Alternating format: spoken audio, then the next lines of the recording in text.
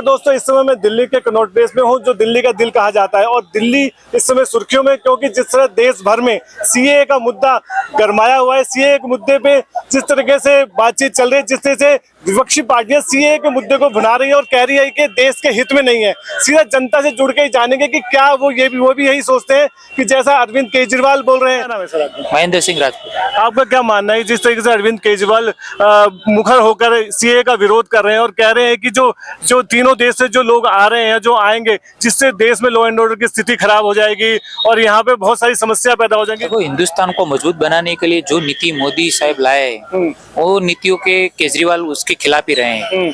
और citizen amendment act है, वो 9 दिसंबर 2019 को अमित शाह ने संसद में पेश किया था और 11 दिसंबर को 125 वोट उनके समर्थन में और 105 वोट उनके खिलाफ पड़े और 12 दिसंबर 2019 को राष्ट्रपति को मोहर लगी और ये पूर्ण रूप से 2 दिन पहले लागू किया गया। तो ये एक्ट से जो 2014 दिसंबर से पहले जो लोग यहाँ आए हैं, हिंदू, बौद्ध, सिख, ईसाई, पारसी, उनको सिटीजनशिप मिलेगी। उसमें दिक्कत क्या है? विपक्षों को क्यों मिर्ची? तो यही है ना, दिक्कत तो यही है कि आपने 4 साल का लंबा समय ले लिया, पहले क्यों नहीं लागू किया आपको? जब यही सब चीज तो इलेक्शन से ठीक पहले क्यों? देखो, एक न्यायिक प्रक्रिया होती है, एक कानूनी प्रक्रिया होती है, उसमें से सबको गुजरना पड़ता है। प्रधानमंत्री हो कुछ, क्योंकि संविधान से ऊपर कुछ नहीं है इस देश में। और कुछ लोग, कुछ विपक्षी ये संविधान को मानने से वो पीछे हट रहे हैं, लेकिन ये बिल्कुल गलत है। राष्ट्रहित की बात हो, जनहित की, लोकहित की बात हो, तो संविधान से सर्वोपरि कुछ नहीं है। न नेता, न पार्टी, न कोई इंडिविजुअल व्यक्ति या संगठन। आपका क्या नाम है? त्रिलोक। आपका क्या मानना है? आप क्या जैसा कि अरविंद केजरीवाल सीधा कह रहे हैं कि ये सब देश के विरुद्ध जो सारी चीजें हो रही है, सीए देश के विरुद्ध है, आपका क्या कहना है? इसमें देश के विरुद्ध कैसे है? अगर वहाँ हमारे जो क्या नाम है, जो अपने जो किस आज़ादी से पहले वहाँ पे रह गए थे बंटवारे के टाइम में, अगर वो अब आना चाहें तो कोई दिक्कत नहीं है। वो अलग कैसे हो गए? हिंदू, सिख, ईसाई, जैन, बुद्धिस्ट, अगर वो लोग क्या नाम है अगर हैं तो अपने ही, वो आज़ादी के टाइम में वो रह गए किसी कारणवश। और क्या नाम वो अब अगर उनको भारत की सरकार नागरिकता दे रही है तो कोई गलत बात नहीं है उसमें, और खतरे वाली तो कोई बात नहीं है। अगर ये अरविंद केजरीवाल जी ये कह रहे हैं रोजगार कौन देगा, नौकरी कौन देगा, क्या इनको जब फिक्र नहीं हुई जो बांग्लादेशी यानी रोहिंग्या जो मुसलमान हैं जो इस देश के अंदर घुसे हुए हैं, घुसपैठ ही है, 2 करोड़ है, 4 करोड़ है, 5 करोड़ है, उनकी कोई गिनती नहीं है, 6 करोड़ है, कितने करोड़ है? क्या उनको निकालने के लिए कभी उन्होंने बात की?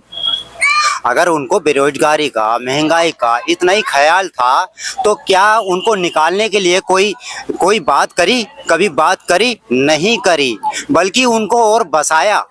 उन्हीं लोगों को, रोहिंग्या मुसलमानों को फ्री बिजली दी, फ्री राशन दिया, कई तरह की फ्री चीज़ें दी। तो क्या आपने उनका विरोध क्यों नहीं किया? क्यों? अगर जिस नियत से वो कह रहे हैं कि वोट बैंक की बता रहे हैं ना, वो कि बीजेपी को वोट चला जाएगा, तो उस हिसाब से तो हम ये भी कह सकते हैं जो आप रोहिंग्या मुसलमानों को सपोर्ट कर रहे हैं या उनको निकालने के लिए नहीं कह रहे, तो इस हिसाब से तो हम ये भी कह सकते हैं कि आप भी उनको वोट बैंक की तरह इस्तेमाल कर रहे हो। लेकिन आपका कहना है कि वो अपनी राजनीति कर रहे हैं, बीजेपी अपनी राजनीति नहीं, ये राजनीति बीजेपी राजनीति कर रहे हैं, वो राजनीति कर रहे हैं। ठीक है, देखो बीजेपी क्या, ये अब केजरीवाल की सोच बता रहा हूँ मैं।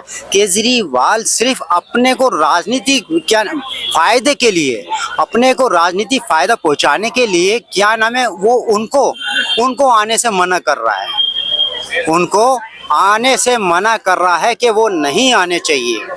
ठीक है, तो ये गलत बात है। नहीं भाई, क्यों नहीं आने चाहिए? क्या सिर्फ क्या नाम है मेरी सरकार, क्या नाम जो केजरीवाल है, क्या नाम है कि आगे मेरे को आपसे जानना चाहूंगी, इससे क्या बीजेपी को फायदा नहीं हो रहा है क्या?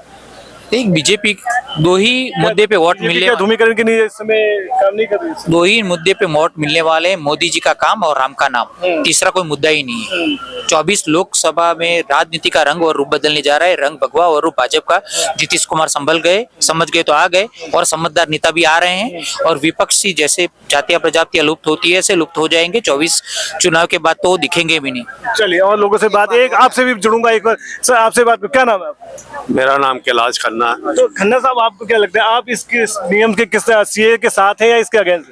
मैं सीए के अगेंस्ट हूँ सर। बताइए क्यों अगेंस्ट? बिल्कुल, पहले देश के अंदर पहले देश को संभालना चाहिए, बाहर वालों को बाद में देश में लाना चाहिए। उनके लिए जैसे पहले यहाँ पे उनका रोजी रोजगार और उनका हर ठहरने का इंतजाम और सब चीज सोचनी चाहिए, मगर ये काम तो पहले सोचे नहीं जा रहे और उनको यहाँ पर नागरिकता देने की ये लोग सोच रहे हैं। देखिए 2014 से पहले के लोगों को नागरिकता ऑलरेडी का इंडिया में है, ऐसा तो है नहीं कि नहीं है, तो उनको उनके अधिकार तो मिलने चाहिए। उनको उनके अधिकार मिलने चाहिए, मगर वो हमारे ऊपर, हमारी छाती के ऊपर मूंग डल रहे हैं। यहाँ पे बाजारों में काम नहीं है कहीं भी, और प्रधानमंत्री जी नया नया प्रपंचा खेले जा रहे हैं चुनाव के अंदर, पर चुनाव के अंदर इसका उल्टा ही असर पड़ेगा, सीधा असर नहीं पड़ेगा। प्रधानमंत्री जी को अब भी चाहिए कि कुछ नहीं बिगड़ा, प्रधानमंत्री जी इस चीज को थोड़ा गंभीरता से लें और थोड़े उस तरीके से लें कि जिस तरीके से। आपको लगता है जिस तरह अरविंद केजरीवाल मुखर होकर विरोध कर रहे हैं वो सही कर रहे हैं? बिल्कुल बिल्कुल। तो इससे पहले वो रोहिंग्याओं पे क्यों नहीं बोले और बांग्लादेशियों पे जो आते हैं उन घुसपैठियों पे क्यों नहीं बोले? इससे पहले वो इसलिए नहीं बोले क्योंकि वो जो प्रोग्राम था वो उनका ठीक था, सोचा समझा। इस वक्त ये जो एकदम से सीए का मुद्दा इन्होंने छेड़ दिया है, गलत है। गलत है, आप कहते गलत है, आपके सहमत हैं इनकी बातों से? देखिए अभी पहले तो सर अपना नाम बताइए। सुनील। तो आपको क्या लगता है कि आप इससे सहमत है, जो जिस तरीके से अरविंद केजरीवाल कह रहे हैं उससे सहमत है? मैं भी तो कह रहा हूँ अरविंद केजरीवाल जी को उनसे पूछना, मैं बता रहा हूँ। अभी 81 करोड़ लोग देश में गरीब हैं, तो 85 करोड़ लोग गरीब करोगे क्या? जो ले रहा उनकी क्या गारंटी ले रहे हैं? ये मुफ्त राशन देंगे, 81 करोड़ को दे रहे हैं। 85 करोड़, आधी से ज्यादा आबादी गरीब है, उस पर ध्यान दे नहीं रहे। बेरोजगारी, महंगाई, शिक्षा, अब ये इलेक्ट्रिक बॉन्ड पे जो घपला हुआ है दुनिया का सबसे बड़ा, इसको छुपाने के लिए इन्होंने ये एक पत्ता फेंक दिया सीए। तो अभी पहले भी कानून है कि कोई भी नागरिकता ले सकता है, यहाँ पे आके अप्लाई कर सकता है। अदनान सामी ने ली, अभी एक और पता नहीं किसने ली, तो इसमें नया क्या है? नया कुछ नहीं है, तो इनको नागरिकता मिल रही है, तो फिर इसमें दिक्कत क्या है? नहीं, दिक्कत कोई नहीं है। तो जो पहले 81 करोड़ गरीब है उनको तो संभालें, तो उनको क्या ये कौन कौन से पद देंगे या क्या राशन देंगे? 85 करोड़ लोग गरीब हो जाएंगे फिर देश में। कहने का मतलब बेरोजगारी और बढ़ेगी। क्या नाम है सर? लखन। आपको लगता है इससे क्या बेरोजगारी बढ़ेगी या फिर सरकार का फैसला सही है? बात वो नहीं है, सरकार बदल जाएगा इस बार। सरकार बदल जाएगी? हाँ, वो बिहार में हमारा सरकार लालू का लड़का सीट अच्छा ले गया। अच्छा, पूरा लगता है कि बिहार में लालू आएंगे? बिहार में लालू आएगा ही, 2025 में उसका सरकार पूरा बहुमत से बनेगा भाई। इस तरीके से वहाँ पे अब इस समय जो माहौल बन रहा है, इधर जो मेरे अगेंस्ट के, जो यहाँ पे जो सीए के अगेंस्ट में कुछ लोग हैं, इधर सीए के सपोर्ट में कुछ लोग हैं। आप क्या कहेंगे? जो कह रहे हैं कि पूरा बेरोजगारी हो जाएगी, बहुत हो जाएगा, आप इनको क्या कहना चाहेंगे? मैं इनको नहीं कहूँगा, मैं रोहिंग्या मुसलमान, मैं केजरीवाल साहब को मैं केजरीवाल को कहना चाहूँगा, अगर केजरीवाल ये कह रहे हैं क्या नाम है कि ये वोट बैंक की राजनीति हो रही है, ठीक है, वो आएंगे तो बीजेपी को वोट देंगे। उनका वो तो कह रहे हैं कि भाई बेरोजगारी फैल जाएगी। मैं केजरीवाल की बात कर रहा हूँ, इन्हों का अपना मत है, इन्होंने कह दिया। आपको मजा आता है एकदम मीडिया वालों को, ठीक है। मैं केजरीवाल जो कह रहा है, मैं उनके बारे में बात कहना चाहता हूँ। वो केजरीवाल जी कह रहे हैं ना, वो आएंगे तो बीजेपी को वोट देंगे, तो आप ऐसा करते हैं, मोदी से पहले, बीजेपी की पार्टी से पहले आप कह देते, आप उनको लाने की बात करते है कि नहीं? आप उनको लाने की बात करते, रोहिंग्या मुसलमानों को भगाने की बात करते, तो वो सारे वोट जो है क्या आपको आ जाते? खैर ये तो बात की बात है, वो वोट किसको दे रहे हैं, किसको नहीं देंगे, ठीक है। लेकिन वहां पर जो प्रताड़ित है, वहां पे जो प्रताड़ित है, तो उन सबसे पहले उनकी जो सलामत रह जाए उनकी जिंदगी, नहीं तो वहां पर उनकी जिंदगी नरक से भी बदतर होती है। बोल और लोगों से बात करेंगे, बात करने की कोशिश करते हैं। रुकिए सही है, हम बताने। एक सेकंड सर, मैं आपसे ये जानना चाह रहा हूँ कि जिस तरीके से सीए का मुद्दा इस समय गरमाया हुआ है, इस पर आपकी क्या राय है कि सीए का जिस समय लाना सही है या गलत है? क्या कहेंगे इसमें? देखिए सीए को छोड़िए, मैं जो अपने मन की कहना चाहता हूँ वो सुनिए। ये जो केजरीवाल है, इसने अन्ना हजारे के मंच का नाजायज फायदा उठा के राजनीति में आ गया और इसने समाज सेवी का नाम इतना गंदा कर दिया, कलंकित कर दिया। मैं सामाजिक कार्यकर्ता हूँ राजपाल चौहान कैलाना से जी। और सन 2005 में मैं एक सामाजिक लड़ाई लड़ते हुए जेल में गया था। 1 महीने 3 दिन जेल में रहा था, लेकिन सम्मान इतना था, हर अधिकारी मेरे से बात करता था और जेलर ने भी मुझे सामने कुर्सी पे बिठा के तहजीब से बात करी थी। इतनी इज्जत थी समाज सेवियों की। और आज ये आलम है, अगर मैं कहीं जाके ये कहूँ किसी डीएम एसडीएम को कि मैं सामाजिक कार्यकर्ता हूँ, तो अगला सोचता है भाई ले देखो एक ठग और आ गया। आपको लगता है कि इससे छवि बिगड़ी है? इसने समाज सेवियों का नाम कलंकित कर दिया। मतलब आज हम खुद ही अपना परिचय दे सकते हैं कि मैं सामाजिक कार्यकर्ता हूँ। अगर कलेक्टर को जाके दे मैं सामाजिक कार्यकर्ता हूँ। लेकिन दिल्ली में तो लोग कह रहे हैं अरविंद केजरीवाल को हराने वाला नहीं है। दिल्ली मैं बताऊं, मैं किसी राजनीतिक पार्टी का समर्थक नहीं हूँ, ये ना ही मेरा काम है, लेकिन मैं क्लियरिटी बता रहा हूँ, इस बार केजरीवाल दिल्ली में से भी साफ है। सीए कानून लागू हो चुका है और देश के हित के लिए है। जो आज प्रेस कॉन्फ्रेंस कर एक संविधान के पद पे बैठे हुए उन्होंने आज हिंदुओं का अपमान किया है, हिंदुओं को जेब कतरा जो बलात्कारी बताया है वो दुर्भाग्यपूर्ण है। सिखों को जो बोला है, ईसाई को जो बोला है, तो बड़ी शर्म आती है। ऐसा पढ़ा लिखा संविधान पे बैठा हुआ जनता चुना हुआ है मुख्यमंत्री ऐसी भाषा बोल रहा है कि इससे बलात्कार हो जाएंगे, बेरोजगारी बढ़ जाएगी। अरे भैया आपको जनता ने किस लिए चुना है? वो जो इलीगल तौर से रह रहे थे, जो शरणार्थी पीड़ा सह रहे थे, जो पीड़ा के दर्द से जूझ रहे थे, उनको सरकार ने उनको सुविधा देने के नाम पर कुछ पहल की है, तो उनको घड़ियाले आंसू बहा रहे हैं, उनका जो ऐसे शोषण कर रहे हैं। तो आज बड़ी जो राजनीति का जो सदर है उन्होंने आज दर्शा दिया वो किस हद तक जा सकते हैं, सत्ता के लालच में वो क्या कर सकते हैं। उन्होंने एक प्रेस कॉन्फ्रेंस में रहकर पत्रकारों के सामने जो सिख भाई थे, जो ईसाई भाई थे, हिंदू भाई थे, जो शरणार्थी बन के आए थे, उनका आज उन्होंने अपमान किया है। उनको माफी मांगनी चाहिए। उनके जो ऐसे संविधान में बैठकर ऐसी बातें करते हैं, देश को जलाने के लिए, उकसाने की बात करते हैं, तो ये दुर्भाग्यपूर्ण है। आपको लगता नहीं कि इसकी टाइमिंग को सवाल जिस तरह से उठ रहे हैं, ये अभी 4 साल का इतना लंबा गैप क्यों? इससे पहले भी ला सकते थे। देखिए कुछ होता है, सभी सरकारें करती है और आज जो लागू हुआ है इम्प्लीमेंट जो बनेगा, जो स्थान मिलेगा, निवासी बनेगा, तो इस वोट बैंक की तो राजनीति है ही नहीं, वो वोट का अधिकार है ही नहीं उन लोगों को। उनको जो बात कर रहे हैं सीए, आज वो वोट बैंक बढ़ गया, तो हिंदू जाग चुका है। हिंदुओं ने काम देखे हैं, सिखों ने अपना काम देखा है, ईसाई ने जो काम देखे हैं, जो उत्तर से पश्चिम तक, पूर्व से दक्षिण तक जो आज आगे बढ़ा है, जो केरल में ग्राफ बढ़ा है, जो कमल छाप सरकार का जो काम देखा, मोदी जी का काम देखा है, तो आज उसमें कहने की बात नहीं, जो सिर्फ बहाना है। सीए का जो बहाना है, जो अपनी नाकामी छुपाना है। जो दिल्ली का केजरीवाल जी, तो आप दिल्ली की बात करेंगे तो दिल्ली के यहाँ से चुने हुए मुख्यमंत्री है, यहाँ से विधायक है, अपने विधायक काल में एक अच्छा कार्य बता दे। जो बात करते हैं 6 महीने से पेंशनधारियों को पेंशन नहीं मिलती, जो बुजुर्गों को पेंशन नहीं दे पा रहे, महिलाओं को, बुजुर्गों को पेंशन नहीं दे पा रहे, और जहाँ राशन कार्ड की बात करते हैं 9 साल से एक दिल्ली में नया राशन कार्ड नहीं बना पाए। अच्छा मुझे ये बताइए, आपका क्या नाम है? चंदन कुमार। तो मुझे ये बताइए कि मैं ये जानना चाह रहा हूँ कि ये किसी कानून को छीनने का तो कानून है नहीं, ये किसी का अधिकार देने का कानून, तो इसमें मुस्लिम समाज इसके अगेंस्ट क्यों? देखिए, मुस्लिम समाज को ऐसा लग रहा है कि यहाँ पे जो जैसे रोहिंग्या टाइप के मुस्लिम हैं, जिनको जो बाहर से आए हुए हैं बांग्लादेश से, पाकिस्तान से, उनको ऐसा लगता है कि हमें यहाँ से भगाया जाएगा, या जब सीए एनआरसी लागू हो जाएगा तो हमें यहाँ से भगाया जाएगा, जबकि ऐसा कुछ नहीं है। उनको गलतफहमी है इस चीज़ की।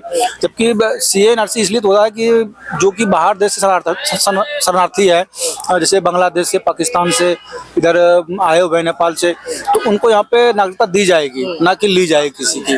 और ऐसा जो है हिंदुस्तान इसलिए कर रहा है कि जितने भी हमारे आजू बाजू के देश हैं वहाँ पे सारे मुसलमान कंट्री है, मुस्लिम कंट्री है, तो वहाँ पे तो वो देंगे नहीं, तो हमें अपने को अपनाना पड़ेगा। का मतलब हिंदू जाए तो जाए कहाँ? इसीलिए हाँ, हमें अपने को अपनाना पड़ेगा। इसीलिए हम इसमें ओनली हिंदू की बात नहीं हो रही है, हिंदू है, सिख, ईसाई, क्रिश्चियन, सबकी बात हो रही है, मुस्लिम की बात नहीं हो रही है। इसमें मुस्लिम के लिए बहुत सारे कंट्री हैं, तो वो वहाँ जाए, कोई दिक्कत नहीं है। आपको लगता है इनमें अगर ये हिंदुओं में मुस्लिम भी होते तो ये सारी बातें नहीं होती? देखिए मुस्लिम की जो बात कर रहे हैं, आपको मैं बता दूं, मैं एक आप जैसे पत्रकारों की एक वीडियो देख रहा था और नेशनल चैनल की देख रहा था, मुस्लिम जो अफगानिस्तान है, पाकिस्तान में शरणार्थी बनते हैं और 10 लाख लोग उनको बाहर का रास्ता दिया, जब कोई भी मीडिया या वहां के लोग कोई जानता नहीं बोला। एक हमारी वीडियो बना है, इस देश की बड़ी दुर्भाग्य है, हमारे भारत की एक दुर्भाग्य है, जब हमारे देश के जो हिंदुओं को हम हिंदू कहते हैं, हिंदू राष्ट्र बनना चाहिए, हिंदुओं का ये होना चाहिए, जब अपने हिंदू भाइयों को, अपने सिख भाइयों को, ईसाई को, जैन को, बौद्ध को हम अपनाने का बात करते हैं तो क्यों आग लगती है? जो बात करते हैं तो हमें हिंदू से दिक्कत ना मुस्लिम से। जो मुस्लिम भाई सन 47 में जब विभाजन हुआ था तो मुस्लिम भाई यहाँ पर रह रहे हैं, तो उनको क्या फैसिलिटी नहीं मिली? सबके साथ शौचालय व्यवहार तो नहीं हो रहा, सबका साथ सबके विकास से प्रधानमंत्री आवास योजना भी मिल रहा है, अन्न योजना मिल रहा है, जल योजना मिल रही है, तो सारी चीजें मिल रही है। सिर्फ इन पॉलिटिशियनों ने जो इस धर्म का ठेकेदार बने हुए हैं, 60 साल में जो इनको गैप खत्म नहीं पाया, हिंदू मुस्लिम को साथ ना ले पाए, तो ये सरकार काम करी तो उनको पेट में दर्द हो रहा है कि हिंदू मुस्लिम एक हो गए तो हमारी राजनीतिक रोटियां दुकानें बंद हो जाएगी। सिर्फ उनको ये उनका डर है। आपको क्या लगता है, ये क्या सीए का विरोध है या मोदी विरोध है? देखिए, सीए का विरोध नहीं है, ये देश का विरोध है। मोदी जी देश के चुने प्रधानमंत्री है, जनता ने उनको चुना है। पूरे देश के लोगों का 140 करोड़ जनता का 4 मजहब 36 बिरादरी देश में वास करती है, उसका अपमान है। और जो जिन्होंने चुनकर उनको लोकसभा में भेजा और जनता ने उनको प्रधानमंत्री 2 बार ही बनाया, तीसरी बार देख रहे हैं, तो ये जनता का अपमान है, पूरी जनता का, इसमें किसी एक धर्म का नहीं, चारों मजहब 36 बिरादरी का अपमान है। और ये ऐसे लोग अपमान करेंगे तो इनको बाहर का रास्ता जनता ने दिखाया है, और जनता ने मत के द्वारा ही बाहर का रास्ता विपक्ष में बिठाने को, विपक्षियों को मजबूर कर दिया। उनकी दुकानें बंद जनता ने की है। जनता जनार्दन है, लोकतंत्र की भगवान जनता है। जनता ने 2014 में जो कभी सोचा नहीं था, वो प्रचंड बहुमत देकर कमल छाप सरकार बनाई, मोदी जी प्रधानमंत्री बने। दूसरी बार उनका कार्यशैली देखकर, उनके कामों से प्रभावित होकर इस जनता जनार्दन ने दोबारा कमल छाप बटन दबाया, उनको प्रचंड बहुमत दोबारा सत्ता दी। तो ऐसे लोगों का विश्वास, आपकी बार प्रचंड बहुमत की कमल छाप सरकार जनता दे रही है। और जनता अभी 2 महीने में दूध का दूध, पानी का पानी कर देगी। जब ये घड़ियालू आंसू बहेंगे, जब इनकी दुकानें बंद हो जाएंगी, हाय हाय। जो बात महंगाई की बात करते हैं, बेरोजगारी की बात है, 50 साल इस एक देश में 76 राज करते रहे, कभी इन्होंने बेरोजगारी देखी नहीं, किसान की तरफ नहीं देखा। और जो आज घड़ियाल उसके हम ये दे देंगे, लालू पोप दे रहे हैं, 50 सालों में इन्होंने कभी सम्मान नहीं दे पाए। तो जनता जानती है, और जनता ने वो दर्द भी देखा, पहलू भी देखा है, और जनता बड़ी समझदार है। और जनता जब मतदान करती है वो खुशहाल है, लेकिन विपक्ष परेशान है, ईवीएम हैक हो गया। जब जनता और हम वोट डालते हैं, किसका बटन दबाया और चेक करती है किसको डाला और संतुष्ट है, तो इसलिए जनता खुशहाल है, विपक्ष परेशान। आपकी आवाज आपके साथ, सीधे ग्राउंड जीरो से रियल रिपोर्ट देखने के लिए सब्सक्राइब करें हमारा चैनल 24 प्रेस।